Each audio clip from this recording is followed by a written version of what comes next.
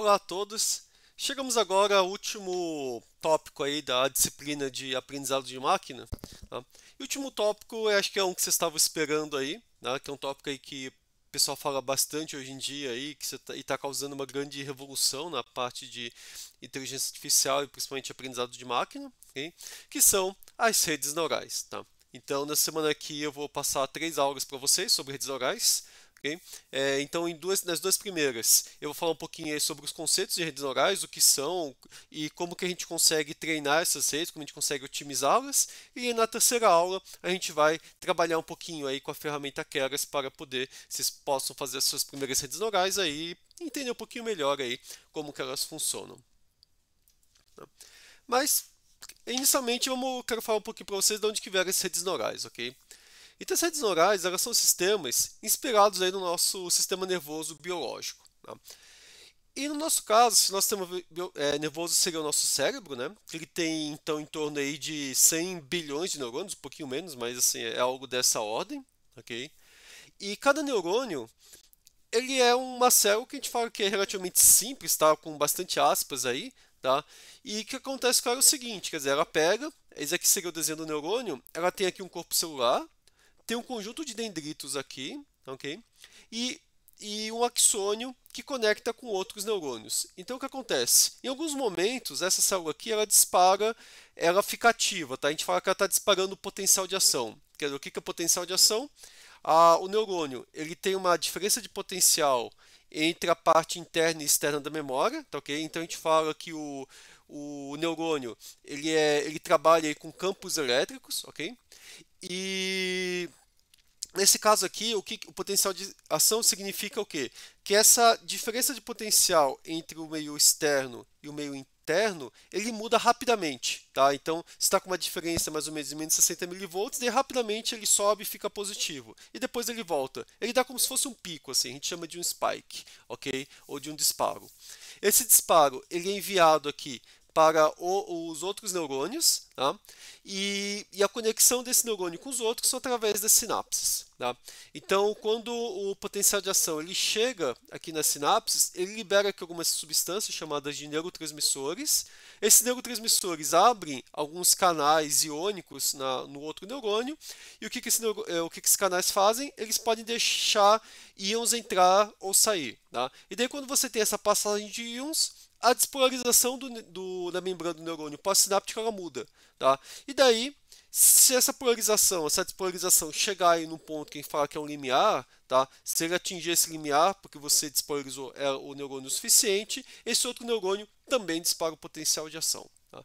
Então vamos pensar aqui nos neurônios biológicos como sendo assim: eles recebem entradas de outros neurônios, essas entradas chegam aqui pelos dendritos, elas juntam, ele meio que integra, né, ele junta todas as entradas que chegam dos vários neurônios e essas entradas elas causam mudanças no potencial, tá? Elas causam despolarizações no potencial. Se eles passarem de limiar, ela dispara o potencial de ação e manda para o próximo neurônio, tá ok? Então a gente fala que as células funcionam com um sistema de tudo ou nada, tá? Então ou ela não está disparando ou ela dispara o potencial de ação, ok? Então, por isso, assim, a gente fala criativamente simples por quê, né? Porque, sei lá, a gente pode fazer essa abstração de que ele está recebendo essas entradas, integra todo mundo e gera o potencial de ação ou não. Então, nesse ponto, a abstração é simples, tá?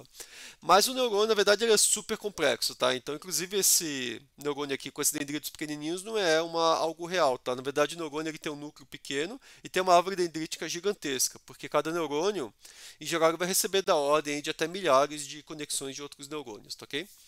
Então, o simples é sempre com bastante aspas, tem aqui dezenas de tipos, até mais de canais iônicos, um monte de proteínas que fazem sinalizações, vários tipos de canais aí sinápticos, neurotransmissores. O cérebro é extremamente complexo, tá? Então, a gente está pegando aí, a gente está fazendo uma super ultra simplificação aí do que é o neurônio, tá?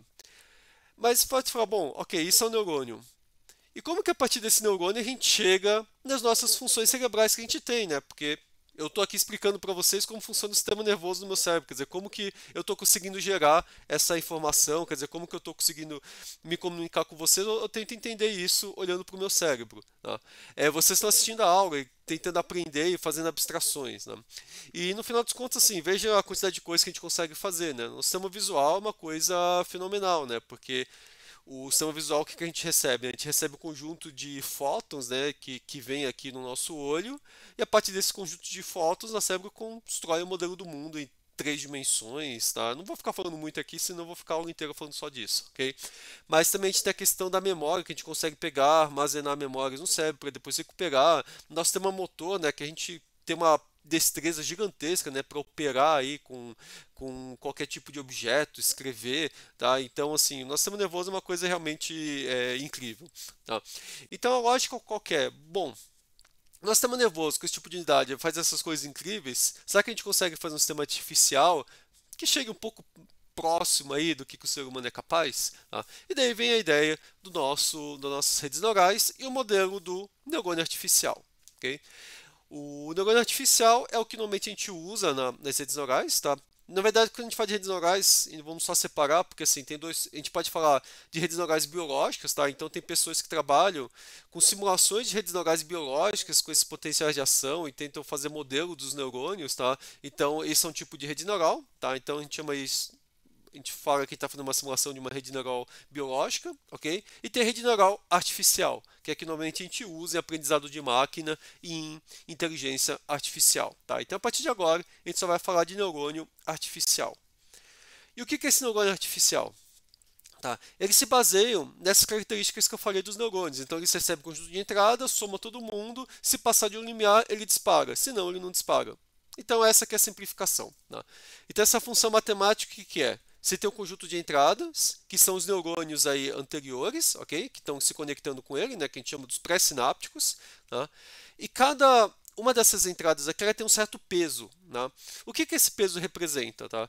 Os neurônios que chegam aqui, eles podem ser excitatórios ou inibitórios. Tá? Então, os excitatórios fazem a célula disparar, o inibitório evita que ela dispare. Então, se tiver um peso positivo, ele está fazendo a célula disparar. Se tiver um peso negativo, ele está fazendo com que a célula não dispare, ok? Então, esse peso diz se excitatório ou inibitório. Tá? Além disso, quando os neurônios se conectam aqui, pode ser que eles tenham algumas sinapses gigantes com um monte de canais sinápticos, e daí uma entrada daquele neurônio tem um peso gigante. Ou também, muitas vezes, tem algumas entradas que estão perto da soma, eles influenciam muito mais aqui o disparo do potencial de ação do que um que está muito longe, tá? Porque daí ele vai lá, despolariza aqui até chegar no soma, o sinal já perdeu força. Tá? Então esse peso, ele pega tudo isso, tá? Então ele pega toda essa complexidade dos dendritos que são extremamente complexos, ok? E transforma em um número, tá? Que pode ser um número positivo ou negativo e com diferentes valores, é um número real, que são meus pesos. Okay? Então ele pega essas entradas aqui e soma todo mundo, faz uma somatória. Então faz x1 vezes w1 mais x2 vezes w2, x3 vezes w3, assim por diante, até chegar no xn vezes wn. Soma todo mundo. E daí tem uma função de ativação que vai gerar a saída. Tá? Então, funções de ativações eu vou falar um pouquinho mais para frente, mas pode ter algumas bem simples, do tipo, ó, se passar de um limiar, a saída é 1, se ficar abaixo é 0. Eu posso ter essa função de ativação, ou posso ter outras, onde eu tenho um aumento gradual aqui no valor da saída a partir das entradas. Tá? Então, isso aqui foi só para dar uma visão geral, depois então a gente vai entrar em detalhes maiores sobre o neurônio artificial. Então, antes de entrar nos detalhes das redes neurais, tá? Primeiro eu quero falar um pouquinho das aplicações delas, para vocês terem uma ideia do que elas estão representando aí na comunidade de inteligência artificial aprendizado de máquina. Tá? Então, assim, a gente pode dizer que eles geraram uma revolução, tá, nessas áreas. Tá? Então, assim, o conceito de redes neurais, ele é bastante antigo, não é uma coisa nova. Esse conceito aí de neurônio artificial, na verdade, ele é da década de 40, tá? Com os modelos de McCulloch-Pitts, tá? E depois eles foram desenvolvendo a questão do perceptron na década de 50 e 60, tá? E na década de 80 você já tinha as redes neurais de múltiplas camadas, tá? O que acontece é que nessa época aí a gente não conseguia fazer muita coisa com elas, tá? E o principal motivo é que elas têm uma demanda de poder computacional e de dados muito grande. Tá? Então, assim, na época eles conseguiram rodar redes neurais bastante simples, bastante pequenas. tá? Muito pequenas. E daí com isso, assim, o problema mais complexo não conseguia resolver. Inclusive teve uma época que redes neurais, o pessoal achava que ia revolucionar o mundo da inteligência artificial, daí chegaram nas limitações e acabou ficando de lado um bom tempo, tá? E só mais recentemente, aí, depois dos anos 2000, 2010, aí que elas voltaram a pegar um pouquinho mais de impulso, tá? A grande mudança aí que trouxe esse deslograr de volta foi realmente isso daí, a disponibilidade de poder computacional e dados, tá? Poder computacional, principalmente aí com o uso de GPUs, tá? Porque as CPUs elas são rápidas, mas não o suficiente para você fazer o treinamento de redes neurais. Normalmente a gente usa GPUs, tá? Então as GPUs elas são aquelas placas gráficas, né? Que elas têm um monte de processadores simplesinhos, mas um monte dele, milhares, tá? Então eles conseguem meio que como se estivesse simulando aí o funcionamento de vários neurônios ao mesmo tempo. Então com esse nível de paralelismo você consegue treinar redes muito maiores, tá? E a questão dos dados realmente, porque nos últimos anos, né, à medida aí que a gente está fomentando o poder de armazenamento, poder de captura de dados, a quantidade de dados disponíveis ficou gigante, tá? Então agora a gente consegue treinar essas redes neurais, ok? É, bom, também não posso deixar de falar também que também teve diversos também avanços teóricos, tá? Então não foi só poder computacional, mas sem o poder computacional não ia ter todo o restante, tá? Então começou a ter poder computacional, daí com os avanços teóricos também que foram tendo, a gente foi chegando no estado que a gente está hoje, tá ok? Então, assim, só algumas aplicações para vocês entenderem, tá? Por exemplo, direção autônoma, tá? Isso daí é uma coisa que está avançando bem rápido, assim. Então, vocês podem até procurar lá na internet, no YouTube, vídeos do carro, por exemplo, carros, por exemplo, da Tesla com o autopilot deles, tá? Então, esses carros já conseguem andar normalmente por rodovias, vão lá, muda de faixa, ultrapassa carros. Na verdade, eles conseguem andar até em cidade, mas ainda acho que não tá liberado ainda porque tem algumas situações que ele pode não funcionar tão bem, tá? Mas ele já basicamente já consegue aí guiar um carro automaticamente, tá? Então, meio que ele está fazendo, ele tem sistemas de visão computacional muito bons, que são capazes de identificar aonde que estão a faixa de rolagem, aonde que estão os carros do lado, aonde que tem pedestre, onde tem bicicletas, aonde tem semáforo, placa de sinalização, ele consegue conhecer esses vários atributos aí na imagem, né? Esses vários partes da imagem, e daí ela consegue pegar e toma decisões sobre o que o carro deve fazer, tá? Processamento de linguagem natural, tá? Eu vou até falar um pouquinho mais no próximo slide, tá? Mas assim, o sistema de processamento de linguagem natural hoje estão uma coisa assim que eles estão incrivelmente avançados, né? Assim, eles são capazes de pegar e entender textos extremamente complexos, gerar resumos que parecem resumos feitos aí por seres humanos de tão bons que estão, tá? Na verdade, talvez eles até façam melhor do que a média dos seres humanos.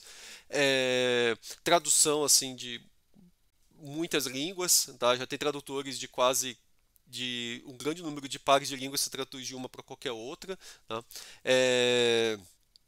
Sei lá, são capazes de pegar e responder perguntas, então são modelos que vão lá, estudam tudo que está na internet disponível, no Wikipedia e vários outros sites de notícias, tudo, você faz pergunta ele consegue te responder, pegar sentimento no texto, se é positivo ou negativo, tá? O número de aplicações aí é inúmero, tá? Já estou até começando a resolver problemas de matemática, esses problemas aí de primeiro grau, que você passa aqueles problemas complicados lá, eles vão lá, interpreta lá o que está no texto e ele vai lá e acha uma maneira de solucionar, tá? Então essa é uma das áreas que está mais avançada, o processamento de linguagem natural, ok? Então assim, muito possivelmente em algum momento, daqui a alguns anos, não sei quantas, vamos ter talvez assistentes pessoais aí nos celulares que conseguem conversar com a gente muito, muito melhor do que o que a gente tem hoje, ok? Então eu já falei a parte visual aqui, né? A medicina também está tendo revoluções bem grandes aí. O Google publicou aí o código lá de uma rede neural chamada de AlphaFold, que ela pega assim, proteínas, tá? Essa questão de você pegar uma proteína e descobrir como que ela vai se novelar, porque a proteína é uma sequência de peptídeos. Daí quando você joga ela no ambiente lá no biológico, ela pega e ela se ajusta numa conformação, tá? E essa conformação depende um pouco de questão de energia, né? Então tem alguns aminoácidos que gostam de ficar perto da água, outros gostam de ficar distante. Então, a partir daí, ela acha uma conformação de menor energia. Isso é algo super difícil de fazer, custa muito caro de simular isso no computador, que você tem que simular interações de mecânica quântica, é bem difícil, tá? E daí, conseguiram fazer redes neurais que vão lá e conseguem rapidamente achar aí diversas boas projeções de como que seria o enovelamento da proteína, tá? Então, muito mais rápida e muito mais eficiente que o software que a gente tinha anteriormente. Okay? A parte de fala e processamento de imagem, né? Então, quer dizer, que eu falei esse negócio de você poder conversar com o celular logo logo, né? O próprio vídeo do YouTube, né? Tem vários vídeos no YouTube que você vai lá, você clica no botão para ele gerar legendas automáticas. Você vê que a legenda que ele gera, em geral, é muito boa, especialmente ele funciona muito melhor no inglês ainda, mas em algum momento ele vai funcionar em outras línguas também, tá? Mas em geral o reconhecimento dele é muito bom, assim. Ele atrapalha se estiver falando alguma fórmula matemática, isso se atrapalha, mas com fala normal mesmo, ele já está funcionando super bem, ok? E o ponto é que, assim, muitas dessas áreas que os pesquisadores estavam muitas décadas trabalhando, né, e gerando algoritmos bem específicos para esses tipos de domínios. Quando chegou a rede neural, eu fui lá, à medida que se foi pondo mais dados, ela foi simplesmente ficando muito melhor que todos os outros métodos. E daí no final, as redes neurais acabaram dominando por causa disso, ok? Então por isso que existe toda essa empolgação aí com redes neurais. E aqui só para vocês verem onde estamos, tá? Então, isso aqui são coisas bem recentes aí, que saíram agora nesse ano aqui, tá? Então, esse Palm aqui é um modelo aqui gerado aqui pelo time de inteligência artificial da Google, que chama de Pathways Language Models. Então, assim, esse é o modelo. Para você ter uma ideia do tamanho do modelo, ele tem 540 bilhões de parâmetros. Tá? É uma coisa absolutamente absurda grande, tá? Então, assim, quando eles vão treinar esse modelo, eles não treinam num computador com GPU, eles treinam em computadores com centenas de GPU, tá? Só eles conseguem treinar modelo desse tamanho, que eles têm essa infraestrutura aí necessária para fazer isso daí. Só eles não, assim, eles e todas essas grandes corporações aí, ok? Então, assim, ele pode fazer tudo isso, responder questões, entendeu? Procurar questão de semântica, fazer aritmética, consegue completar código, fazer código, te ajudar a codificar, tá? Conhecimentos gerais, sumarizar textos, tradução, entender piadas, linguagem, entendeu? Entender um pouquinho aí de senso comum. Então, assim, basicamente quase tudo aí que o ser humano consegue fazer. Obviamente, tem gente que discute que, na verdade, esses modelos estão só decorando um monte de coisa, é, mas mais do que decorar, eles também conseguem fazer grandes inferências. Então, assim, você tem um pouquinho às vezes é meio difícil saber o que é decorar, o que já está além disso. Tá? E sim, claramente ele faz muito mais coisa do que só decorar. Você consegue fazer muitas inferências aí bastante sofisticadas. Tá? Então, até falo para vocês, entrem aqui nesse site aqui, eles têm vários exemplos do que eles conseguem fazer e é realmente impressionante. Okay? Esse aqui é outro exemplo, esse aqui não é só que mistura linguagem com imagem, tá? Que é uma coisa que o pessoal está começando a fazer muito, misturar linguagem com imagem, com som, tá? Que essa questão mais multimodal. Tá? Esse aqui também, eu acabei não colocando o link, mas você pode colocar no Google DALL-E 2, ele vai achar para vocês. Esse aqui foi desenvolvido pelo OpenAI, tá? Que é um instituto de pesquisa também com bastante recursos. Tá? E basicamente, o que você faz? Você faz uma descrição de um texto, tá? De alguma coisa aí, e ele gera a figura. Então aqui, por exemplo, você pode escolher várias combinações, tá? Então você põe, ó, Teddy Bear shopping for groceries in the style of ukiyo-e. Tá? Aí eles vão lá e desenha aqui, isso aqui no estilo japonês aqui antigo, entendeu? Então você poderia pegar, se eu for clicando aqui, não dá para clicar aqui na minha tela, que é só uma imagem, ele vai gerando diferentes tipos aqui de imagens, ok? É... Mas agora vamos entrar aí nos detalhes de como as redes neurais funcionam. Então a gente vai começando. A gente começou no nível bem alto, falando de aplicações, vou baixar um pouquinho o nível e daqui a pouco a gente já chega aí nos neurônios individuais, ok? Então como que as redes neurais funcionam, tá? Então começar aqui com as redes neurais as mais antigas da época dos anos 80, tá? Que em geral tinham uma, duas camadas, não eram muito profundas, tá? Então a gente tinha uma camada de entrada, tá? Então a entrada é um conjunto de números reais, tá? Então se fosse uma imagem, por exemplo, pode ser o pixel representando aí, pode ser um valor representando a intensidade de cada pixel, por exemplo, entendeu? Então uma imagem pode ser representada por um vetor de pixels, tá? Então, essas entradas aqui, elas geram ativações da minha camada escondida, da minha camada intermediária aqui, tá?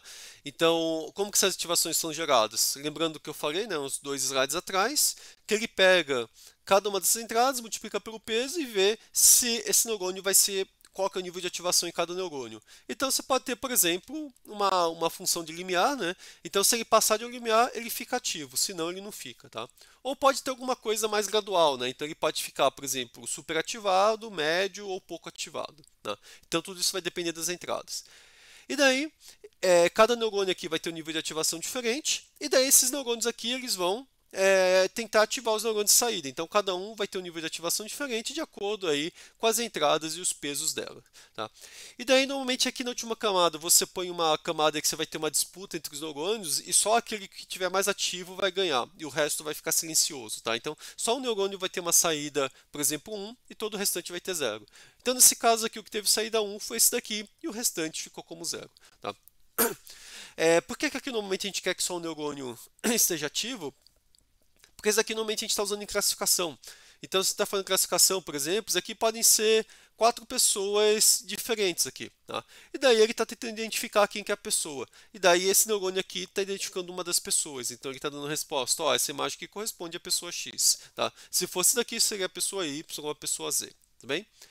Então essas eram as redes neurais da década de 80, que eram um pouco limitadas. E daí mais recentemente as redes começaram a ficar maiores. Okay? Aqui a gente está pondo só 3 camadas, mas na verdade as redes atuais podem ter centenas de camadas, elas são muito maiores do que isso. Né? Então a diferença é que agora, quando você tem uma rede profunda, tá? O que acontece? Por que a gente quer uma rede com várias camadas? Porque a ideia é que assim, à medida que a gente vai passando por cada camada vai aprendendo abstrações cada vez de mais alto nível da minha imagem. Tá? Então, na minha primeira camada eu tenho pixels, na segunda camada, por exemplo, eu começo a identificar algumas bordas, basicamente. Depois eu posso começar, na camada seguinte, identificar algumas combinações, né, dessas camadas interessantes, por exemplo, um triângulo que pode estar indicando o nariz, ou algo mais redondo com uma bolinha no meio, que pode ser aqui o meu olho, né? Então você começa a pegar alguns um pouquinho mais avançados, e daí você vai gerando aqui alguns features, né, algumas características mais avançadas aí na terceira camada, por exemplo, fala, não, aqui realmente é um olho, aqui realmente é um nariz, e daí você pode combinar tudo para identificar a pessoa. Tá? É claro que isso aqui está tudo bem idealizado, tá? Na verdade, quando você vai na rede neural, não faz assim tão bonitinho, mas a lógica é, a cada camada você vai gerando características cada vez mais complexas, tá? Para que daí, em algum momento a rede possa tomar uma decisão, tá? E a gente fala que isso aqui é hierárquico por quê? Porque cada camada seguinte ela pode usar um conjunto de características identificadas na camada anterior. Então por isso que a gente fala que é hierárquico, quer dizer, que você fala, o conjunto de bordas, ele pode virar um triângulo ou um quadrado ou qualquer outra figura geométrica, tá? Então, ele gerou a figura geométrica a partir das bordas, tá? Então, depois, a partir da figura geométrica, posso tentar indicar se é um nariz, se é um olho, assim por diante. Então, eu vou tentar essa questão hierárquica, tá ok? Bom, então essa seria a lógica, tá? O que a gente vai fazer, então, vai ser depois olhar para cada neurônio, tá? Mas só uma coisa antes de a gente ir olhar para cada neurônio individual, que é o seguinte, fala, ótimo, então a rede neural faz isso e consegue identificar aqui a figura do George Washington, ok? Mas faltou falar o principal, né? Como que eu defino esses pesos? Quer dizer, como que eu vou definir os pesos em cada uma dessas camadas aqui para que ele gere aqui a saída correta? Tá? De onde que eu vou ver esses pesos? Tá? E olha que a quantidade de pesos é gigante, né? Porque eu falei lá daquele modelo da Google, modelo de linguagem, tem 540 bilhões de atributos, né? Mas tudo bem que atributos lá não são só pesos, tem outros também, tá? Mas imagina você tentando descobrir 540 bilhões de valores, quer dizer, essa é uma coisa super difícil, né? Ou mesmo quando tiver redes onde está todo mundo conectando com todo mundo, veja o seguinte, se eu tiver 100 neurônios aqui com 100 aqui, 100 vezes 100 vão ser 10 mil. Então cada camada dessas daqui são 10 mil neurônios. Então isso é uma imagem com 100, né, pixels. Se eu tiver uma imagem com 1000 pixels, se tiver 1000 vezes 1000 já dá 1 milhão em cada camada. Então você vê como rapidamente eu começo a crescer a minha quantidade de pesos, ok? Tudo bem que essas neurais modernas elas não são assim, todo mundo conectado com todo mundo, tá? Você tem algumas otimizações aí nas conexões, mas ainda assim o número de pesos cresce muito rápido. Tá? E obviamente a gente não vai descobrir esses pesos manualmente, a gente precisa ter algoritmos para fazer isso. E daí que entra o aprendizado de máquina, quer dizer, como a gente faz para que a rede neural consiga aprender a partir de alguns exemplos que eu mostrar para ela.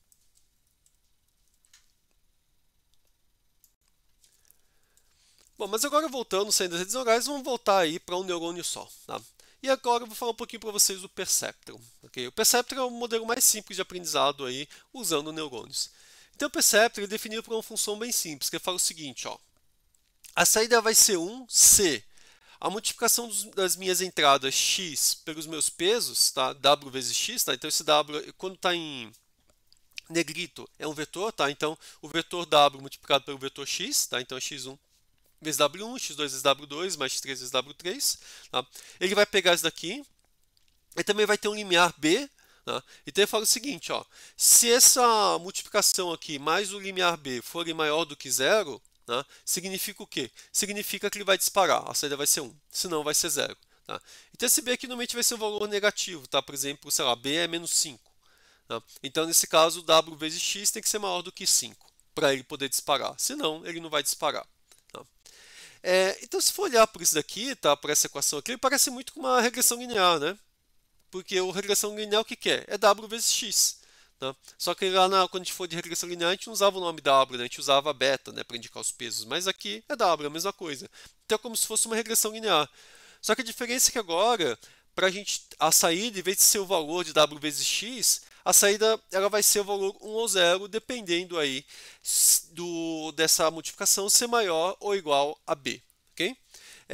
Desculpa, se wx for maior que b, a saída vai ser 1, senão vai ser 0. Tá, okay? Então, nós chamamos aqui de uma função de grau, porque é 0, de repente vira 1. Tá? Então, vocês vão ver que assim, o Perceptron ele é super simples. Tá? E agora sim, a gente está com o modelo linear. Né? Então, o que ele vai conseguir separar? Basicamente, assim, se estou no modelo linear, se eu estou no espaço de 2 dimensões, eu consigo traçar uma reta. E daí, se eu conseguir separar os meus conjuntos aqui, por exemplo, os positivos eu vou chamar que a saída tem que ser 1 e os negativos tem que ser 0. Se eu conseguir separar os exemplos que são positivos dos negativos com uma reta, eu consigo resolver com o Perceptron. Tá? Se eu não conseguir separar com uma reta, por exemplo, nesse caso aqui, que eu preciso de 2 retas, daí eu não consigo separar com o Perceptron. Não, porque daí eu precisei de 2 retas, ok? Então isso aqui é o que a gente chama de linearmente separáveis, quer dizer, será que eu consigo separar por uma reta? Tá? Ou se eu tiver, isso é em 2 dimensões, né? Se eu tiver em 3 dimensões, 4, daí eu já estou pensando num plano, no hiperplano, tá? Mas se eu conseguir separar aí os exemplos por reta, um plano e hiperplano, significa que ele é linearmente separado, ok? E na verdade sim, o Perceptron teve uma época, tá, que ele fez bastante sucesso, mas aí depois que eles chegaram nessa limitação que só funciona por coisa linearmente separada, ele acabou ficando meio de lado aí por um tempo, tá? Mas a gente pode dizer que isso foi super injusto, tá? Por quê? Porque assim, com um Perceptron você não consegue resolver com um neurônio. Mas se você colocar, por exemplo, mais neurônio, você consegue resolver qualquer problema. Então, na verdade, a gente fala que é até ridículo o pessoal não querer mais trabalhar com redes neurais porque não consegue separar coisas linearmente separáveis. Porque nosso cérebro não tem um neurônio só, tem muito mais, né? Por isso que a gente faz coisa complicada. Okay? Mas aqui é só para entender que assim, o Perceptron sozinho não vai fazer muita coisa, mas um monte de Perceptron eles fazem bastante coisa. Okay? Você consegue basicamente classificar qualquer tipo aqui de função. Tá? Eu vou voltar nisso um pouquinho mais para frente. E aqui, bom, aqui a gente está só com uma saída, ok? Mas assim, se eu quisesse, por exemplo, ter uma saída com várias dimensões, tá? O que eu posso fazer? Eu ponho vários Perceptrons. Tá? Então, se eu quiser ter 3 saídas, eu pego minhas entradas e ligo aqui em 3 Perceptrons ao invés de ligar só em uma. Tá? E aqui está só indicando então, que eu estou fazendo a somatória, que aqui essa é a minha função aqui, degrau aqui, para indicar essa saída 1 ou 0. Tá? Então, não preciso ficar limitado em um Perceptron, eu posso ter vários. Tá? Mas ainda assim, aqui eu estou só com uma camada. Né? Mas então aqui eu ainda estou limitado em coisas linearmente separadas. Tá? Então, como que eu pego e eu resolvo esses problemas aqui? Eu posso colocar várias camadas. Tá? Mas eu vou falar disso aqui daqui a pouquinho. Mas agora vamos ver como que a gente consegue descobrir os pesos. Porque ainda assim, né, eu estou falando, bom, o Perceptron eu consigo separar aqui o meu positivo e negativo. Mas como que eu faço isso? Eu preciso treinar meus pesos. Tá? Então, até agora está trabalhando com o aprendizado de máquina, a gente sempre tem que ir lá e tem que aprender os parâmetros. Sempre que a gente fez isso usando, por exemplo, a função fit, a gente vai lá e vai determinar os pesos da regressão linear. Tá? Aqui é a mesma coisa, eu preciso determinar os pesos do meu Perceptron. Tá? E daí a gente cai aqui no treinamento do Perceptron. E como a gente faz treinamento do Perceptron? Tá? Então, o que a gente vai fazer aqui é o seguinte. Primeiro a gente inicializa os pesos aqui com valores aleatórios, tá? Então, aqueles pesos W1, W2, W3, a gente inicializa com valores aleatórios, tá? E agora, para cada um dos exemplos, esse procedimento aqui vai ser repetido, talvez várias vezes para cada exemplo. Tá? Então, a primeira coisa que você vai fazer é calcular a saída do perceptron.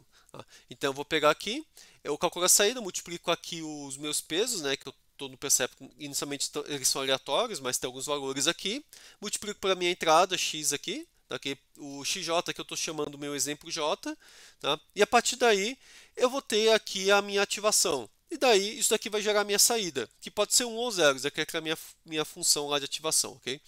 E daí o y, que é a saída, pode ser 1 ou 0.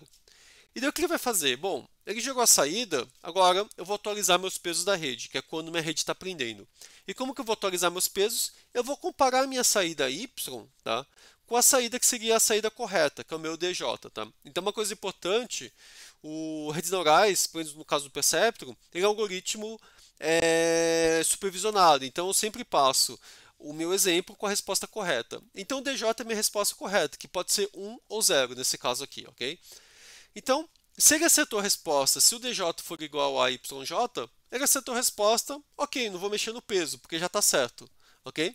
Agora, se ele errou, o que ele vai fazer? Tá? Ele fala o seguinte, ó, digamos que a resposta era 1 e ele deu 0. Quanto que vai dar? Então, vou ter aqui 1 menos 0, vai dar 1, né? Então, a princípio, ele deveria aumentar o peso, tá? Só que ele depende de qual que é a entrada, né? O meu XJI é qual que vai ser a entrada para aquele meu peso. Então, se aquela entrada para aquele meu peso era positiva, ok? E eu preciso aumentar meu peso, o que eu faço? Eu vou fazer aqui 1, né, vezes um valor positivo, ele vai aumentar aquele meu peso, tá? Por quê? Porque era para ser 1, ele deu 0, então e se eu tinha uma entrada positiva aqui, eu preciso fazer o quê? Fazer o peso dessa entrada positiva aumentar, para ver se na próxima vez esse neurônio de saída ativa, tá? Porque ele deveria ter ativado e não ativado, tá? Agora, se o meu XJI fosse negativo, a minha entrada fosse um valor negativo, em vez de aumentar o meu peso, eu teria que fazer o quê? Eu teria que diminuir, tá? Por quê? Porque essa minha entrada negativa aqui, ela está evitando o meu neurônio de disparar. Então eu tenho que diminuir o peso dela para que daí o meu neurônio possa disparar. Ou mais do que isso, tá? No caso aqui dos pesos, eles podem ser negativos também. Então, se eu fizer isso várias vezes, meu peso ficar negativo e eu tiver uma entrada negativa e multiplicando por um peso negativo, ela fica positiva. E daí eu faço meu neurônio disparar.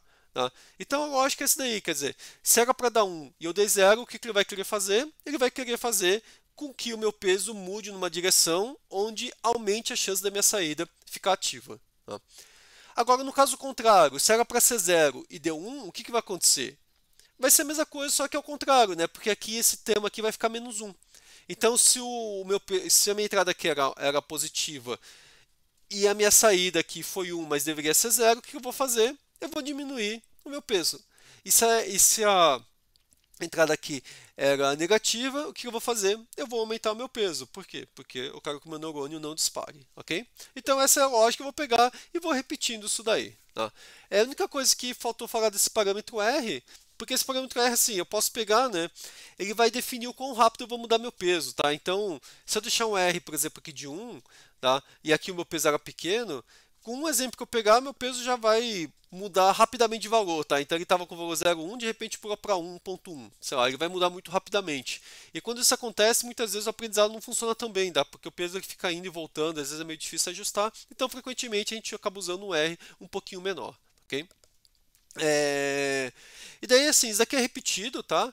Até que um erro que eu quero, tá? O erro que eu estou fazendo, eu estou comparando aqui meu DJ menos YJ, tá? Então, aqui basicamente ele está vendo qual que é o número de casos aí que ele errou, tá? E ele vai repetindo isso aí até que esse erro seja menor que um limiar definido pelo usuário. Tá? E se o problema ele for linearmente separável, o algoritmo vai convergir, ele vai conseguir achar a saída. Uma linha que separa os exemplos, ou um hiperplano. Tá? Então, esses aqui são alguns exemplos que estão lá na Wikipedia mostrando, né? Então, você está querendo separar cachorros e gatos, daqui ele mostra aí que ele consegue achar os hiperplanos aí que separam cada um dos elementos. Tá? O elemento é representado pelo ponto aqui no meio da figura, ok? Então, você vê que aqui ele consegue separar. Mas aqui um outro exemplo, aqui ele consegue separar, tá, o positivo do negativo, e aqui ele não consegue separar porque não tem nenhuma reta que separa os positivos dos negativos. Tá, ok? Então o Perceptron, se for ver, é um algoritmo relativamente simples, tá? Mas que funciona super bem aí em problemas que são linearmente separáveis. Tá? Mas daí o problema qualquer, bom, nesse caso aqui, como que eu resolvo? Tá? Então, como eu já tinha falado, se com um neurônio você não conseguir resolver, você consegue resolver se você colocar várias camadas de neurônios, e é isso que a gente vai ver. Então vamos inicialmente ver, tá? Esse problema aqui, tá? Que a gente não conseguia separar, né? Como que a gente consegue separar ele com múltiplas camadas, tá? Então, aquele exemplo é a mesma coisa daqui, tá? Então, penso que aqui são os valores aqui. Só que aqui eu estou chamando esses valores aqui vão ser 0 e esses aqui vão ser 1, tá? Isso aqui é uma função matemática que a gente chama de função ou exclusivo, que é o XOR. Significa o seguinte, ó. Se uma das entradas for 1 e a outra for 0, a saída é 1, tá? Então, nesse caso aqui, x2 é 1 e x1 é 0. Então, a saída é 1. Aqui x1 é 1 e a x2 é 0, então a saída é 1, ok? Agora, se os dois forem 1, a saída vai ser 0, que é justamente aqui. Se os dois forem 0, a saída vai ser 0. Então é isso que a gente está vendo aqui, tá? Agora, como que eu faço então uma rede que consegue gerar essa saída aqui, tá? Para esse problema aqui, que é como consegue resolver esse problema não linearmente separado. Viu? Então aqui a gente consegue resolver isso usando 3 neurônios, tá? Com 2 camadas. Então o que a gente pode fazer? Isso daqui, tá? Seria você lembra aquele meu B que eu mostrei, né? Que fazia aqui, cadê?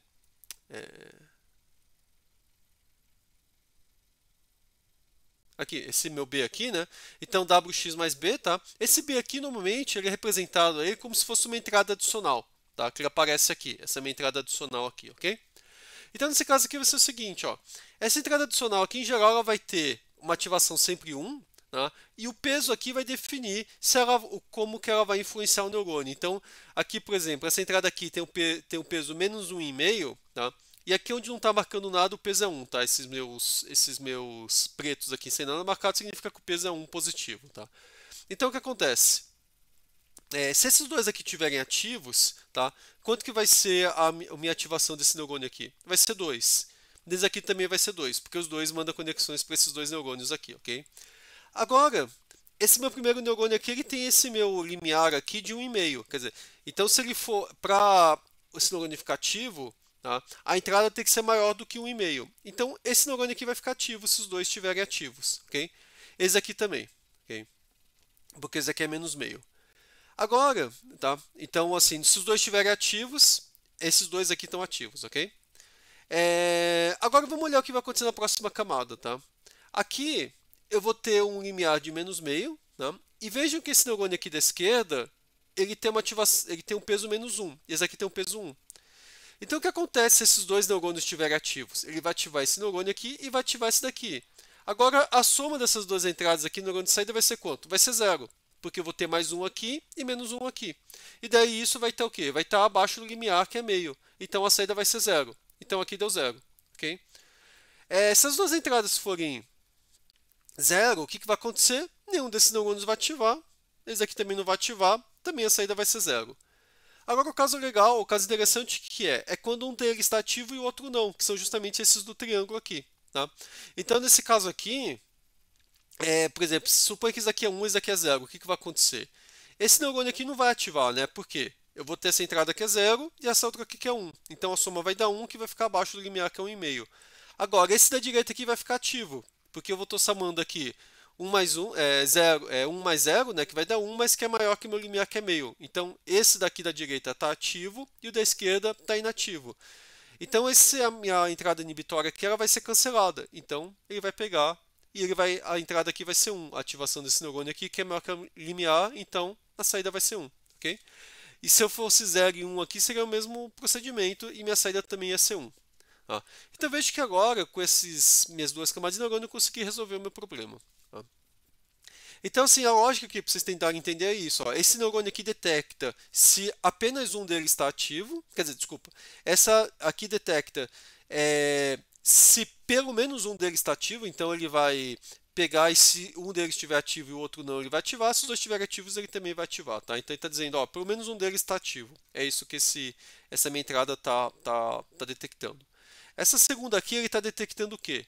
Ela só ativa quando as duas estão ativas. Ok?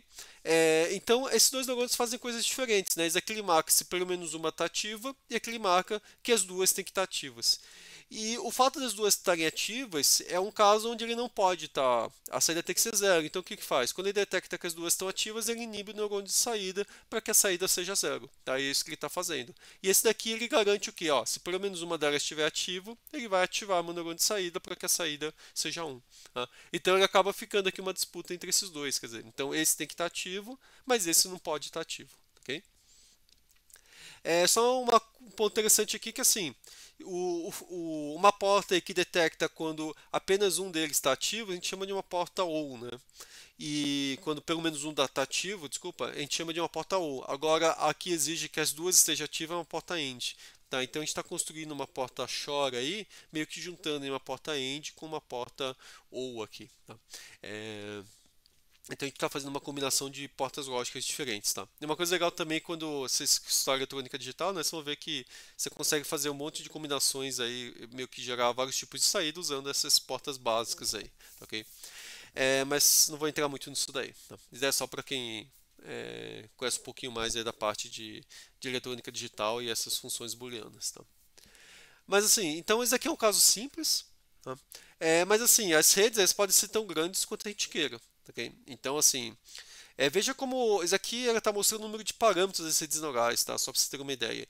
Então, isso aqui são especialmente os modelos de linguagem, tá? Então, há não muito tempo atrás, 2018, tá? 4 anos atrás, o maior modelo ele tinha 94 milhões de parâmetros. 4 anos atrás. Tá? A gente foi aqui 2019 foi para 340, desculpa, ainda 2018 340, 2019 chegou em 1,5 bilhões, 11 bilhões. Depois, ano passado, já foi aí para 175 bilhões e agora já está em 530 bilhões. Tá? Na verdade, já tem modelos com mais de 1 trilhão de parâmetros, tá? Para vocês terem uma ideia. Então veja que assim, o modelo está crescendo absurdamente rápido, porque isso aqui é uma escala log. Então aqui, ó, de 2018, aqui eu falei 2022, mas na verdade 2021, tá? Pior ainda, são 3 anos, tá? Então em 3 anos, pouco mais de 3 anos e meio, o modelo ele multiplicou, cada linha aqui são 10 vezes, tá? Então ele ficou 10, 100, 1000 vezes, aí quase 10 mil vezes maiores em um período de 3 anos. Tá? Então, em 3 anos, modelos 10 mil vezes maiores. Tá? Tudo bem que isso aqui é sustentável, não sei o quanto que eles conseguem crescer aí 10 vezes a cada ano, tá? Ou mais de 10 vezes por ano, tá? Mas, por enquanto, eles estão mantendo isso daí. Então, de um ano para o outro, o tamanho dos modelos está aumentando mais de 10 vezes. Tá? Então, para você ver como está indo rápido essa parte de redes neurais, ok? Então, assim, obviamente nem todos os modelos são gigantes, tá? A gente tem modelos um pouquinho menores, por exemplo, modelos visuais não tem tantos parâmetros assim, mas ainda assim eles têm uma quantidade gigantesca de camadas, tá? Então, esse aqui é um modelo aí que mostrando aí várias camadas, uma depois da outra, e cada camada aí tem um monte de filtros, assim, elas são bastante complicadas, tá? Então, quando o pessoal saca as coisas, o Google publicou uma nova rede neural de imagem, ou essas próprias redes neurais que tem nesse sistema de direção autônoma são redes bastante complicadas, tá? Então aqui a gente está vendo os modelos simplicistas, mas para você entender como funcionam, tá? Mas vocês não vão conseguir resolver problemas de linguagem complicados com esses modelos simples, ok? E aqui embaixo é um outro exemplo de uma rede um pouquinho maior, tá? Então esse aqui tinha só 3 neurônios, aqui já tem um pouquinho mais, tá? Então essas redes podem ir crescendo de tamanho aí.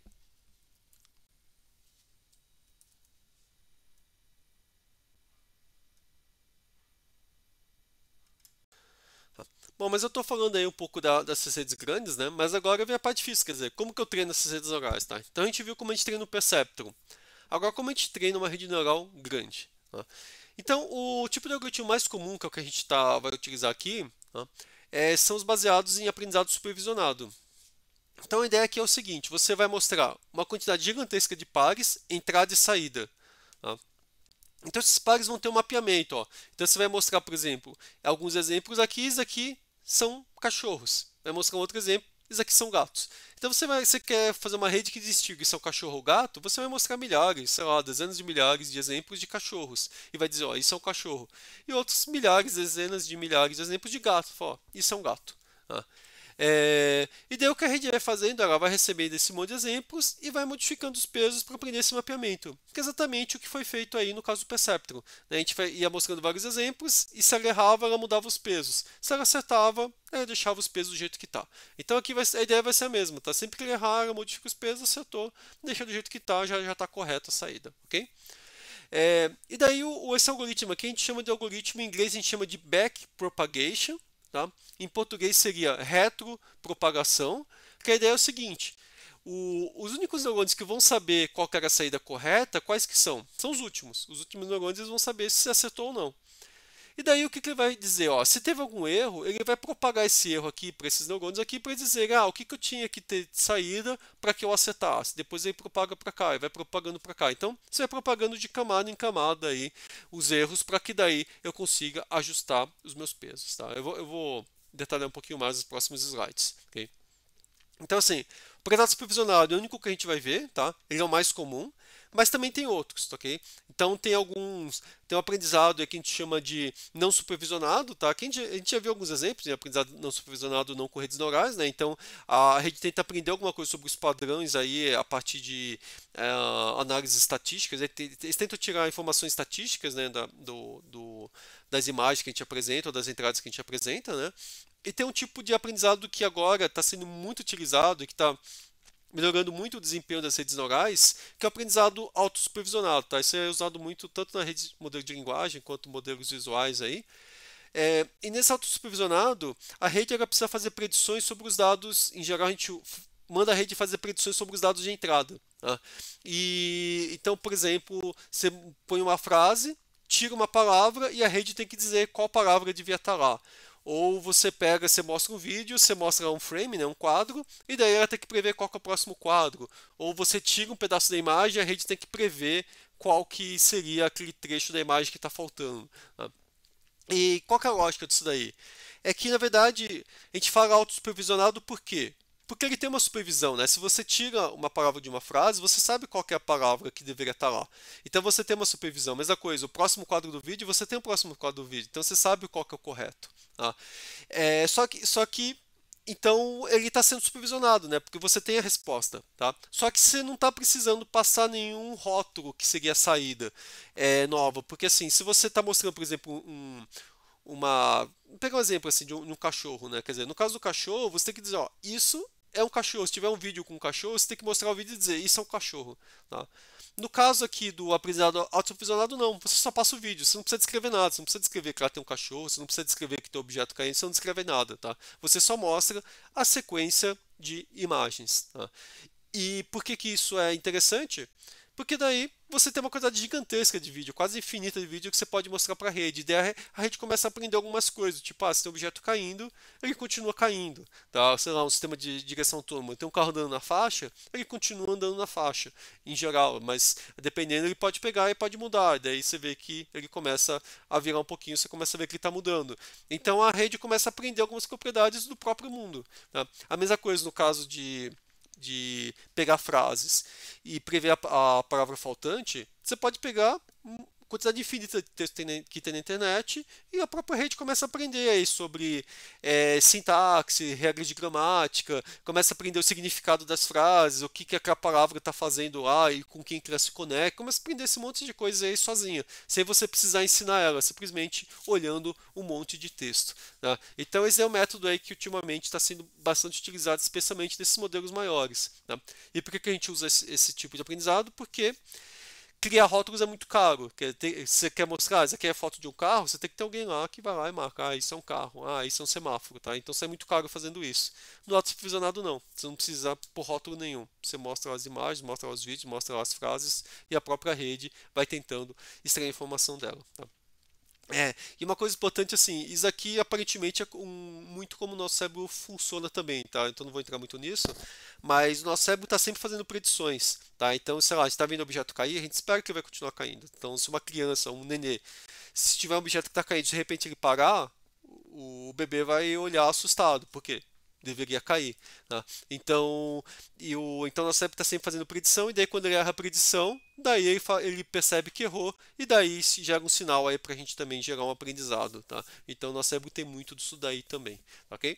Mas isso aqui eu tô falando mais para vocês, mais porque preciso entender um pouquinho onde que está o estado da arte, tá? Mas na verdade a gente não vai entrar nisso, tá? Para entrar, porque assim, redes neurais aqui daria para dar um curso aqui, não só de um semestre, daria para dar um curso de vários, você poderia passar muitos anos estudando, aí, um doutorado estudando, para poder começar a aprender um pouquinho mais dessas técnicas, tá? Então é só para dar uma visão geral, para você saber o que está acontecendo, mas a gente não vai chegar nem perto disso daí, tá?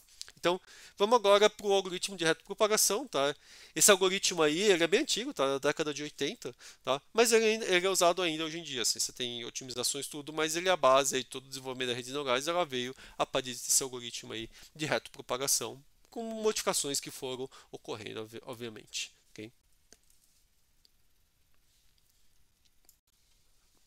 Bom, agora vamos entrar no algoritmo aí de retropropagação, tá? Então, assim, esse algoritmo, apesar de ele já existir há bastante tempo, é um algoritmo aí que conceitualmente ele não é tão complicado, mas é preciso prestar atenção aí porque ele tem um monte de detalhes aí, tá? Então, possivelmente vocês vão precisar ver e rever esse trecho aqui várias vezes para vocês realmente poderem entender. Vou ter que pausar, olhar aí as equações, tá? Vou fazer umas deduções aí para vocês, para que vocês consigam realmente entender, tá? Para quem nunca viu, dificilmente com uma assistindo uma única vez aqui vocês vão conseguir entender de primeiro, tá? Então depois peguem, voltem o vídeo, assistam essa parte de novo, tentem reproduzir os cálculos que eu vou fazer, tá? Porque só assim vocês vão conseguir realmente entender. Então, como eu falei, o erro de retropropagação, o que é? Eu vou pegar o erro da última camada e vou propagar de volta para as camadas anteriores para definir como que eu vou mudar os pesos, tá? E para mudar esses pesos aqui, eu vou pegar aqui um gradiente do erro, quer dizer, então eu falo o seguinte, ó, como que eu vou fazer uma derivada parcial do erro com relação a cada um dos meus pesos aqui sinápticos, tá? Então, se eu tenho um peso, por exemplo, indo daqui para cá, eu vou verificar, ó, como que eu mudo esse meu W e J aqui, tá? De modo que o meu erro diminua. Basicamente é isso, tá? Então, eu calculo o erro e vejo como que eu mudo os meus pesos aqui, de modo que eu diminua o erro, tá? E esse tipo de algoritmo é usado em vários tipos de redes neurais, está totalmente conectado com evolutiva recorrentes, tá? Obviamente com variações, tá? Mas a ideia do algoritmo é similar, tá? E também assim, tem um monte depois de implementações de algoritmos para calcular esses gradientes, tá? Então a gente vai com o modelo básico aqui, tá? O algoritmo básico, né? Para vocês entenderem, tá? Depois a gente não vai entrar em muitos detalhes desses algoritmos também de otimização muito complicados, a gente vai ver um pouquinho na aula seguinte, tá? Mas a ideia é que vocês entendam o algoritmo básico, porque entendendo o algoritmo básico, vocês sabem o que essa rede neural ela está fazendo, ok? Então, aqui a gente pode pensar que assim, para o cálculo do retropropagação, a gente pode dizer que o algoritmo ele tem duas fases aqui, tá? Então, essa minha primeira fase aqui é a minha fase que a gente fala que os dados estão sendo propagados para frente, né? Isso aqui embaixo estou fazendo a minha retropropagação, ok? Então, a propagação para frente, eu tenho aqui minhas várias entradas, tá? Então, eu vou pegar, por exemplo, a entrada I. Essa entrada aqui é propagada para vários neurônios aqui, tá?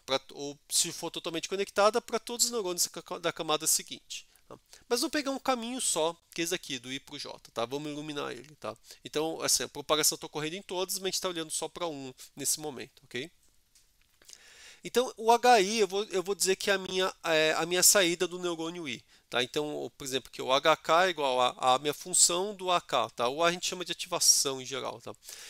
Então, esse meu H aqui vai ser a saída do neurônio I, ok? Que seria o meu F do meu AI. Tá? É a saída dele depois que eu aplico alguma dessas funções de ativação, ok? E daí eu vou pegar e vou multiplicar essa minha saída HI pelo meu peso WJ. Tá? Quando eu multiplicar esse meu HI pelo WJ, eu vou ver aí o quanto que eu vou ativar o neurônio J por essa conexão, ok? Porque lembrando, cada um dos neurônios aqui, tá? Se for pegar a ativação dele, vai ser o quê? Ele vai ser igual à minha saída do neurônio anterior vezes o peso, tá? Então ele vai estar somando essas três entradas aqui pelos pesos. Tá? Então essa minha saída do I, ele está causando uma ativação no J. Tá? O J ele vai somar todas as entradas, ele vai gerar uma saída, e a saída vai ser propagada por esses três neurônios aqui, tá? Ou nesse caso todos da camada seguinte. Se eu olhar aqui, por exemplo, para esse neurônio K, o que vai acontecer? Esse neurônio K ele vai mandar também saída para várias outras, e também a ativação dele vai depender de quais neurônios? Desses três. E daí, a partir da ativação aqui desses três neurônios multiplicando pelo peso, ele vai gerar saída, essa saída aqui vai para os vários neurônios de saída, ok? E uma coisa interessante é que é o seguinte, essa conexão que vem por aqui, ó, você vê que ela começou aqui, ela influencia esse J. Esse J já veio para os outros 3 neurônios, então você já foi para todo mundo aqui, já influenciou todos os neurônios aqui, tá? E daí esses neurônios aqui estão influenciando todas as saídas. Então, cada uma das saídas aqui, elas dependem de cada uma dessas entradas que estão aqui, né? Então, no final, assim, quando eu tiver uma saída que eu tiver o erro e eu quiser mudar meus pesos para que eu diminua esse erro, eu vou mudar esses pesos aqui para todas as conexões de todas as camadas anteriores, tudo bem? Então aqui seria esse meu exemplo aqui, então acho que eu já falei para vocês, né? Então a ativação de cada neurônio aqui é dado por uma função de ativação vezes a ativação dele, né? As funções tem alguns exemplos, mas tem várias outras que a gente vai ver, ok? Eu não vou falar muito de funções de ativação, porque eu vou deixar para a próxima aula. E a ativação é uma soma aqui das entradas, tá? Aqui tudo bem. Agora vem para a parte importante, que é a parte então de propagação do erro, né? Porque aqui a gente meio que já tinha visto, né? Agora vamos ver a propagação do erro. Então, para eu pegar e fazer a propagação do erro, primeiro eu tenho que definir uma função de erro, tá? Então, assim, vai ter vários tipos de funções de erro, tá, ok? Aqui eu vou usar uma função simples que vai ser o meu erro quadrático, a minha soma dos erros quadráticos. Então, o meu YL, tá? O L é a minha última camada, vai ser a minha saída aqui do último neurônio. E o T de L, o T seria de target, seria o meu target aí do neurônio L. Então, eu pego um menos o outro, pego o valor quadrado e somo todo mundo. Aqui eu estou dividindo por 2, tá? Mas na verdade, sim, aqui eu poderia multiplicar por 50, por 1.000.000, tanto faz, tá? Porque no final o que me importa é que eu quero diminuir o erro, tanto faz o valor do erro, o que importa é que eu estou diminuindo, ok? Então aqui está dividindo por 2 basicamente só para facilitar a conta depois, tá? Quer dizer, eu falei que multiplicar por 1.000.000 tanto faz, pode fazer diferença, tá? Porque se tiver números muito grandes, às vezes na questão numérica de você fazer o cálculo no computador é um problema, tá? Mas em termos teóricos, tanto faz, ok? E aqui qual que vai ser o meu erro na minha última camada? Vai ser, eu vou falar que é o meu YL menos TL. Esse daqui é o meu delta, tá? Que eu estou usando aqui, eu vou usar bastante esse delta aqui, tá? Então, o delta aqui está dizendo um pouquinho aí sobre qual que é a minha diferença aqui do meu erro, tá? Meu termo de erro aqui, ok? Então, meu delta aqui vai ser o YL menos TDL, tá? Essa é a minha última camada. Agora, o que eu tenho que fazer? Eu vou ter que ver o seguinte, bom, como que eu vou modificar o meu K, os pesos do meu K, para que eu chegue mais perto da minha resposta, ok? Para modificar o peso do K é mais fácil. Por quê? Porque eu já sei o erro da última camada, ele está aqui. Tá? Eu sei aqui o que eu tenho que modificar no meu peso, tá? Para que a minha saída fique mais próxima do valor real, do valor destino, né? Do meu target, do meu alvo, ok? Que está nesse meu ΔL. Então, essa última camada aqui é fácil. Isso aqui parecido com o meu perceptron, né? Eu sei a minha saída, eu modifico esse peso aqui. Tá? Agora, o que acontece se eu quiser modificar esses pesos que estão mais para cá? Tá? Daí é mais difícil, né? Porque o K ele não tem um target, ele não tem um alvo. Tá? O K ele vai ter uma ativação dele, né? E daí como que eu vou saber qual que é o valor aqui, qual que seria o valor do meu YK? Eu não tenho um TK, né? Um target K, ok? Então o que eu faço? Bom, eu vou ter que vou ter que achar alguma estimativa para esse erro aqui, né? E como que eu vou fazer essa estimativa desse erro? Eu falo o seguinte, ó, eu vou primeiro verificar aqui qual que foi o erro no L, ok? Então, no caso aqui, o meu erro no L, ele tá aqui. Tá? E daí eu falo o seguinte, bom, eu tinha um peso que ia do K para o L, o WKL, tá? Eu vou supor aqui que o peso que quando estou fazendo a retropropagação, ela vai ocorrer aqui usando uma conexão que tem o mesmo peso na direção que está indo para frente, vai ser na direção de volta. Tá? Então, eu vou botar o mesmo peso para ir, vai ser o mesmo peso para voltar. E daí, para eu saber qual que é o erro no meu K, eu vou fazer o seguinte, eu vou pegar o erro nesse meu L aqui, meu ΔL, tá? Então, nesse caso, o meu ΔL, que se L é o neurônio de saída, vai ser esse, tá? E eu vou multiplicar esse ΔL aqui pelo peso do K para o L, tá? Do L para o K, que é a mesma coisa que o peso do K para o L. Então eu vou pegar e eu vou falar, ó, ele errou aqui por esse delta aqui, e se o peso for maior, eu vou dizer que o erro foi mais grave, porque ele tem mais influência. Tá? Então eu estou multiplicando o meu ΔL pelo meu W, que é o quanto que o K influenciou meu L. Então, quanto maior o peso, mais ele influenciou, mais vai ser o erro do K, mais importante vai ser o erro do K. Por isso estou multiplicando esse meu ΔL aqui, que é da saída, pelo peso. Eu vou fazer isso para esse neurônio aqui, para esse neurônio aqui do meio e para esse daqui. Eu vou somar os três. Então, qual que vai ser o meu erro desse neurônio K?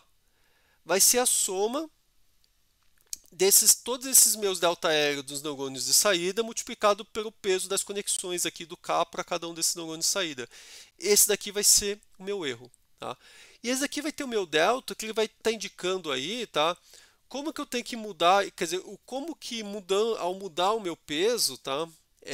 Ou ao mudar a minha saída, desculpa, como que ao mudar a minha saída do neurônio K, como que se influencia aqui o meu erro. Então, o que eu estou fazendo? Eu vou multiplicar pela derivada da minha função de ativação. Está difícil de ver aqui, mas é uma filhinha. Tá? Então, assim, se eu tiver, por exemplo, numa função como essa, significa o quê? Ó, se o meu K ele tivesse aumentando um pouquinho mais aqui, o meu X, desculpa, a minha ativação, ele estaria aumentando um pouquinho mais o erro. Se eu tivesse aqui diminuindo, ele estaria diminuindo de forma linear. Tá? Mas se eu tivesse, por exemplo, numa função sigmoide, aqui está meio linear, mas aqui já não está. Então aqui o efeito é muito menor do que aqui no zero. Tá? Então cada uma das funções elas vão influenciar de um modo diferente como que a mudança na ativação dela influencia na saída, né? E como que isso acaba influenciando aí no meu erro. Tá? Então eu estou multiplicando esse meu erro aqui, E de K, pelo meu F' da minha ativação. Esse vai ser o meu delta, tá? Nesse caso aqui. Tá? Então, na última camada, o meu delta é o erro real, né? Quer dizer, o erro aqui com relação ao meu target. Nas camadas anteriores, ele está pegando aqui o erro de todos os neurônios da camada seguinte, está fazendo aí uma soma ponderada deles, ok? E como que eu calculo do J? A mesma coisa. Por quê? Eu acabei de mostrar como que calculo o delta K. Tá? Então eu posso calcular o delta desse daqui e o delta desse. E daí, para eu poder calcular o meu erro aqui, o que eu faço? Eu multiplico o delta desse por esse peso, o delta do K por esse peso, o delta aqui por esse peso, e depois eu multiplico para a minha derivada da minha função de ativação aqui, para esse meu neurônio J aí. Tá? Isso aqui é a função de ativação, tá? Naquele ponto lá de qual era a ativação do neurônio quando ele mandou aqui o sinal para frente, ok? Então, fazendo isso daqui, você vai ter o que em algum momento? Você vai ter o erro para todos os neurônios. Né?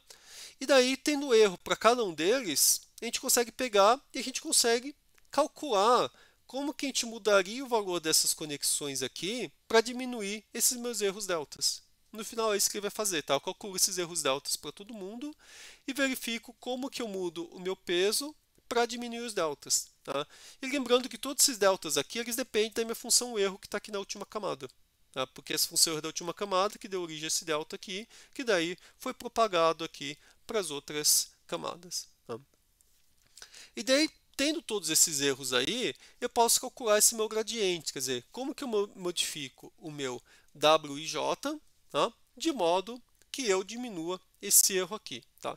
Eu já vou demonstrar essa conta aqui, mas o que eu vou fazer isso, aqui eu tenho esse meu eta aqui, esse meu eta aqui é minha taxa de aprendizado, tá? Como se fosse o meu Rzinho lá do meu Perceptron, tá? Eu uso letras diferentes porque cada livro usa uma notação diferente, ok? Mas aqui eu estou falando o seguinte, ó, eu vou pegar a direção aqui que o meu do WJ, né? Como isso aqui está positivo, tá? Seria a direção que ele está aumentando, tá? Mas aqui eu estou pegando o negativo para ele ir ao contrário, ok?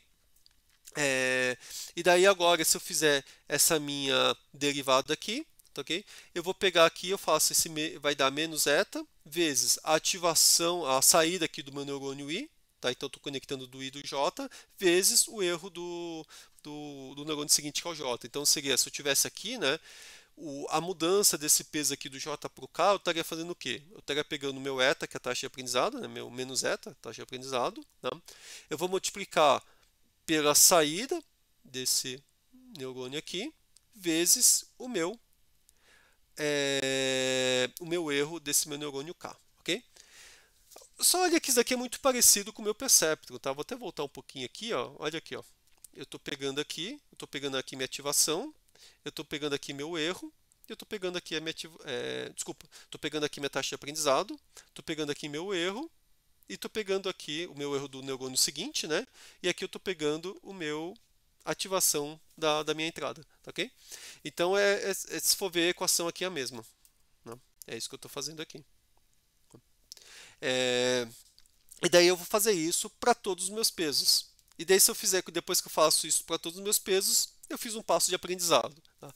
Então, só retomando, eu mostro um exemplo, ele vai ativar todos os neurônios, isso daqui é propagado tudo até o final, tá? É gerado um erro na última camada, e esse erro na última camada é propagado tudo de volta para a primeira camada, e daí com isso eu calculo o erro em cada um dos neurônios, e a partir do erro em cada um dos neurônios eu consigo definir como que eu modifico cada um dos pesos para diminuir esse erro.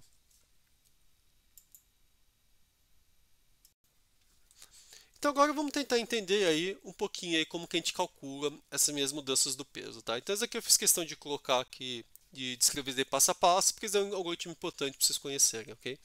Então lembrando que a minha variação do peso do neurônio WJ, tá? Lembrando, o neurônio I é o primeiro neurônio, J é o segundo, ok? Eu estou querendo mudar o peso do I para o J, tá? Então ele vai ser igual a menos eta, e daí a gente está vendo aqui uma derivada parcial, né, de como que o erro muda à medida que eu mudo o WJ, tá? E daí eu estou pondo negativo aqui que eu estou querendo diminuir esse meu erro aqui, ok? Eu quero mostrar como que eu chego aqui. Né? Então a primeira coisa que eu quero fazer, então eu copiei essa adequação aqui. Tá? Então agora que eu estou copiando o meu menos eta aqui, e agora eu vou usar aqui a regra da cadeia, tá? Para abrir um pouquinho aí essa minha derivada parcial. Então, primeiro eu vou fazer como que o meu erro muda à medida que eu mudo a saída do neurônio J, né, do meu segundo neurônio. Okay? Depois eu quero ver como que a saída do meu neurônio J ele muda à medida que eu mudo a minha ativação dele, tá? Que seria aqui, ativação aqui. Tá? Como que a saída dele muda quando eu mudo a ativação. E como que a ativação do neurônio J, tá aqui a J, tá? Eu escrevi errado, desculpa, tá ok? A ativação do neurônio J, ele muda quando eu mudo meu W e J, minha conexão do I para o J, tá? Então veja que quando estou olhando essa equação aqui, eu estou querendo ver o seguinte, ó. Como que essa alteração do W e J, ela está meio que afetando o meu neurônio J, tá? Então como que esse meu peso aqui, do I para o J, está afetando a minha ativação e a minha saída do meu neurônio J, e como que essa saída do J está afetando o meu erro, tá? Então é isso que eu estou querendo ver. Então eu quero mudar o meu WJ, tá? Para que isso afete o neurônio, a saída do neurônio J, e isso vai afetar o erro diminuindo ele. É isso que eu quero fazer. Tá? Esse tema aqui, depois a gente vai ver, isso aqui é o que eu vou chamar de ΔJ, tá? Mas a gente já vai voltar nisso um pouquinho mais para frente, ok? Então, se eu pegar aqui, por exemplo, esse erro aqui, tá? Eu estou só copiando o erro que está aqui, ok? Eu copiei aqui o meu erro, né? Meu HJ, meu AJ, tá? Eu só copiei esses termos daqui para cá para ficar mais fácil, ok?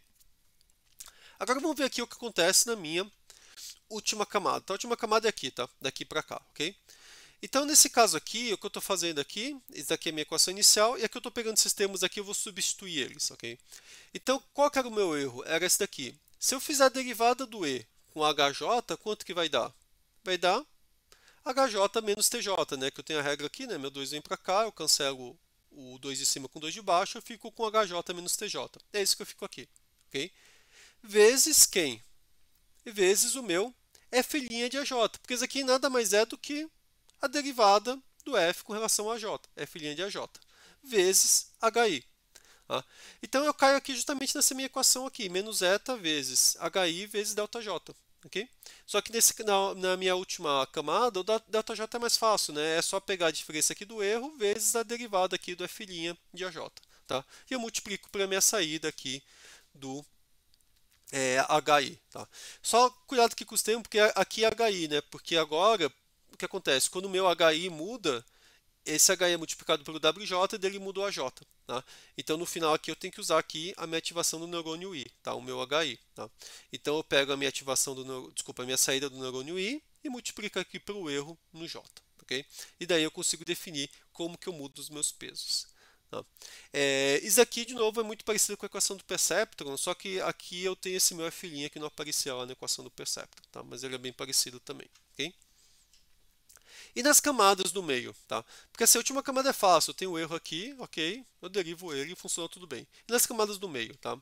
As camadas do meio são um pouquinho mais difíceis, tá? Então, aqui tem o primeiro passo aqui, o segundo passo, na verdade, eu só copiei aqui para cá, tá? Nem precisava ter copiado, mas já está aqui. Tá? Agora o que eu vou fazer, eu vou ter que expandir um pouquinho esses meus termos aqui, tá? Então, aqui nessa parte aqui, tá? Esses dois últimos termos eu só copiei para cá, okay? E eu vou expandir só o meu primeiro termo aqui. Tá? Agora, para esse meu primeiro termo aqui, o que eu vou fazer? Eu vou falar o seguinte, ó, qual que é meu erro, tá? para esse meu neurônio aqui. Eu vou usar novamente, tá, a regra da cadeia. Tá? Então eu vou falar o seguinte, para calcular esse erro aqui, eu vou pegar todo mundo com quem esse neurônio aqui conecta, que eu vou chamar o K, que é a camada de seguinte, tá, ok? E daí eu vou então tem a camada I, a J e a K, que é a seguinte, tá? Então, para esse meu neurônio J aqui, eu vou calcular o erro nele, e ele depende do erro na camada seguinte. Então, eu vou fazer uma expansão aqui. O que era ΔE, ΔHJ, vai virar ΔE sobre ΔAK, tá? Que é a ativação da camada seguinte, vezes ΔAK dividido por ΔHJ, tá? Porque daí eu fico com ΔE e ΔHJ aqui, ok? Tá, então eu fiz essa minha expansão aqui, tá? E eu tenho que somar isso para todos os Ks, tá? Porque é todo mundo com quem ele conecta. Por isso que eu tenho que colocar a somatória aqui, porque todos esses neurônios da camada seguinte, eles são influenciados por esse meu neurônio J, ok? E daí eu faço essa minha expansão aqui. Tá? Então, por enquanto, só estou usando regra da cadeia. Daqui para cá, eu só uso regra da cadeia, ok? Ok, mas daí agora eu tenho aqui o meu ΔE, delta AK. O que é isso daqui? Tá? Se eu for pegar esse termo aqui, ele é igual a esses dois primeiros termos aqui, ó, delta E, delta AK, que eu estou chamando esse meu deltinha J aqui. Okay? Então isso aqui nada mais é do que o meu deltinha K, tá? Que eu já tinha calculado aqui em cima.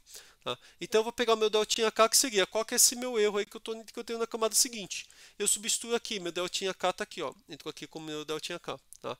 E quanto que é meu delta AK sobre delta HJ? É o WJK, né? Porque, lembrando, a minha ativação está aqui, né? Então, se eu pegar como que isso aqui, pegar a derivada disso com relação a esse meu W aqui, vai dar só a minha ativação do neurônio da frente, do meu neurônio anterior, né? Então, vai ficar como não, desculpa, eu estou fazendo a derivada com relação ao H, né? Então vai só sobrar o peso, tá? Então eu peguei aqui e vai sobrar só esse meu peso aqui. Então eu vou ficar o deltinha K vezes WJK, né? Então eu vou ficar com essa somatória aqui, ok? Vezes, isso aqui nada mais é, né, que é a minha derivada da função de ativação, e aqui nada mais é do que a minha saída do I, ok? Então eu vou ficar com isso daqui. Tá? Isso aqui é justamente o que? Justamente o que está aqui, ó. Somatória do KWJK vezes a filhinha de A, né? Esse aqui é o meu delta que está aqui, vezes o HI. Né? E daí eu pego e eu chego nessa equação. Okay? Então, de novo, isso daí pareceu algo. Quer dizer, tem vários passos, né? O problema é que tem um monte de índices, né? Você tem que ir do I para o J para o K, né? Então você tem que levar tudo isso em conta, então acaba ficando bem confuso aí. Então eu preciso olhar algumas vezes aí para realmente conseguir entender. Os que quiserem, tentem também pegar, vocês tentarem deduzir, façam na mão aí para ver se vocês conseguem reproduzir. Isso é uma coisa importante para vocês poderem entender, tá?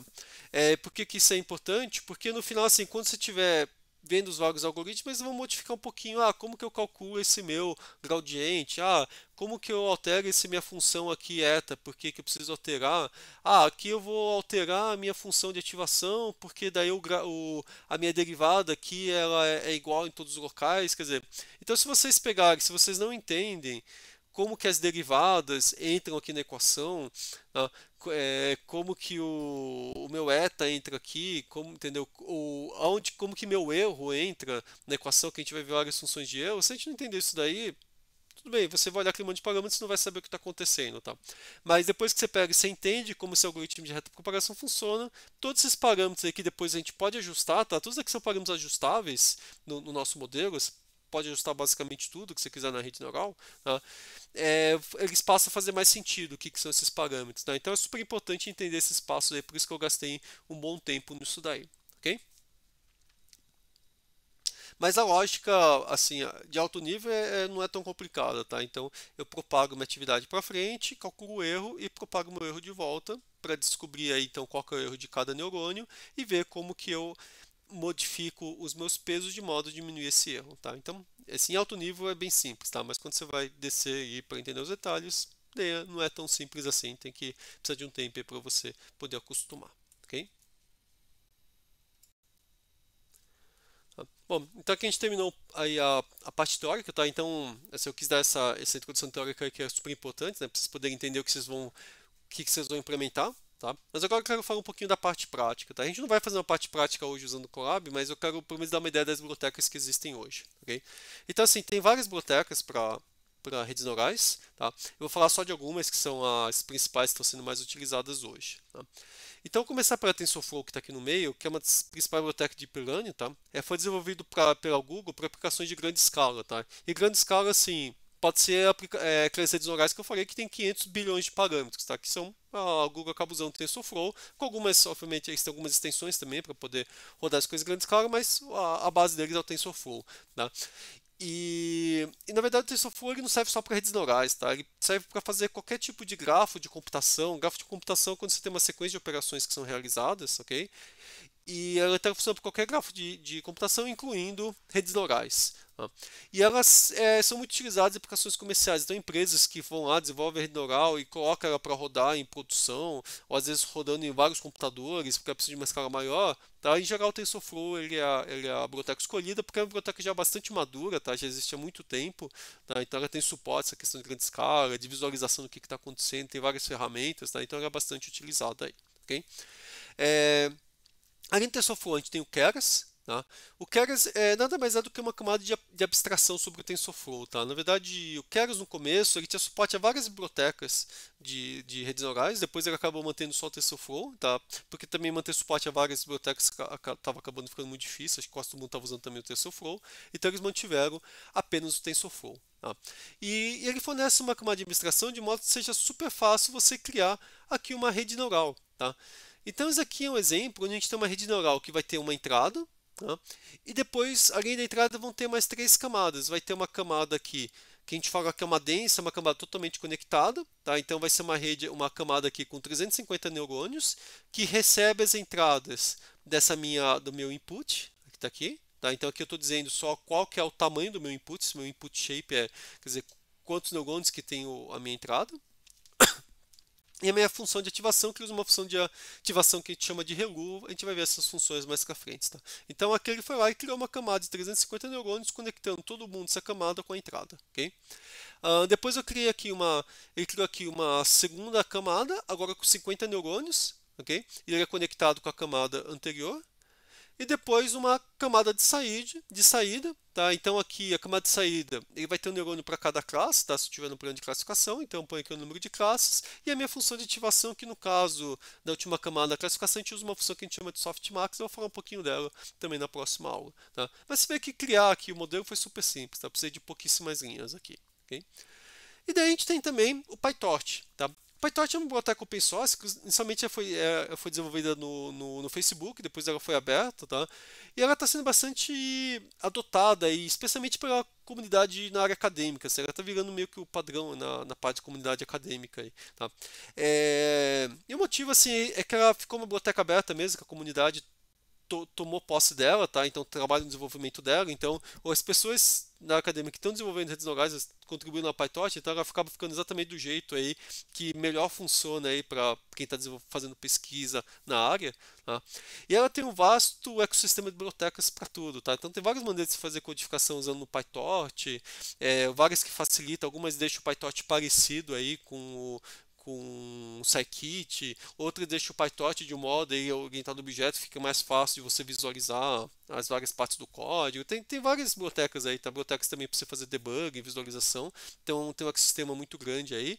E ela também é fácil de paralelizar e rodar em várias máquinas aí, que nem o TensorFlow. Tá?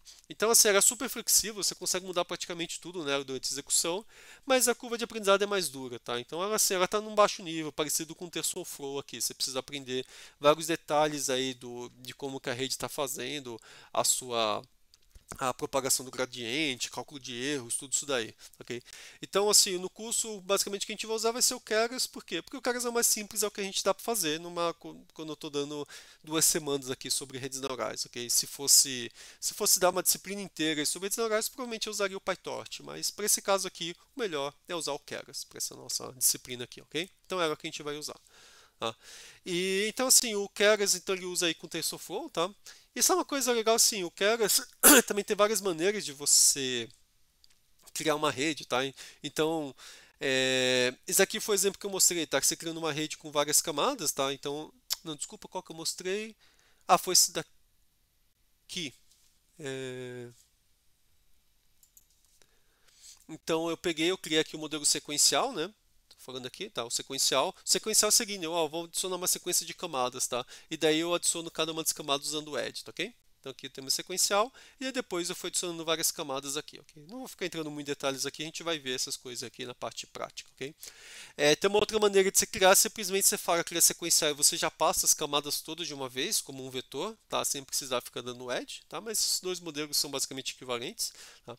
O número de neurônios aqui é diferente porque são duas redes diferentes, tá? Não é porque, não é porque tem que mudar o número de neurônios dependendo da maneira de criar, ok?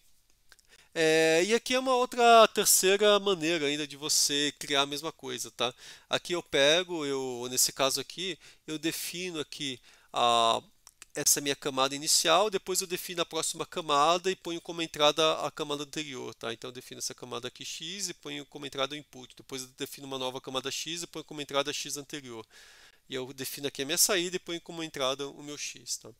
E daí eu crio o meu modelo, tá? Então tem várias maneiras aí de fazer, tá? Cada maneira de fazer tem sua vantagem e desvantagem aí, tá? Então, a gente também não vai entrar muito em detalhe aqui, mas se você olhar o código, pode que você veja as redes criadas assim, assim ou assim, tá? Mas uma coisa legal depois, assim, você criou a rede neural, tá? Que está aqui, tá? Mas eu poderia substituir essa parte aqui por essa ou essa. E depois, para eu rodar a rede neural, basta eu pegar e chamar a função compile. Na função compile, eu defino algumas coisas que eu vou falar na próxima aula, que seria qual que é o meu otimizador, quer dizer, como que eu vou fazer aquela descida do gradiente, né, para encontrar meus pesos. Então, isso aqui eu vou chamar de otimizador, qual otimizador que eu vou utilizar, e qual que é a minha função de perda, que é a minha função de erro, ok? Que eu tinha mostrado lá no final. Eu compilo aqui a minha rede, que eu tinha definido aqui em cima, e depois, para eu rodar, fica parecido com um scikit, tá? Eu chamo model.fit para treinar minha rede, e daí eu posso usar o predict para gerar predições de novos exemplos, né? E o evaluate é uma função só para ver qual que é o erro da rede aí, se eu quiser ver o desempenho dela, tá? Então fica muito parecido com o scikit, tá, ok? Então acho que é isso, a aula aí ficou um pouquinho longa, mas acho que foi uma aula importante para vocês entenderem então aí o que são redes neurais, onde são aplicados e começar a entender, colocar um pouquinho na mão na massa, eu entrar nos detalhes, nas entranhas aí de como que uma rede neural funciona, tá? A próxima aula já vai ter um foco muito mais prático, que eu vou meio que estar discutindo aí como que se otimiza redes neurais, o tipo de de hiperparâmetros que tem no Keras, tá? Então é importante entender isso daí, porque daí na terceira aula, quando a gente for fazer a parte prática, a gente vai poder ver esses vários hiperparâmetros e vai poder brincar um pouquinho com eles, tá bom? Então é isso aí, obrigado então, e não esqueça de assistir as próximas aulas aí dessa semana, tá? Então um abraço a todos.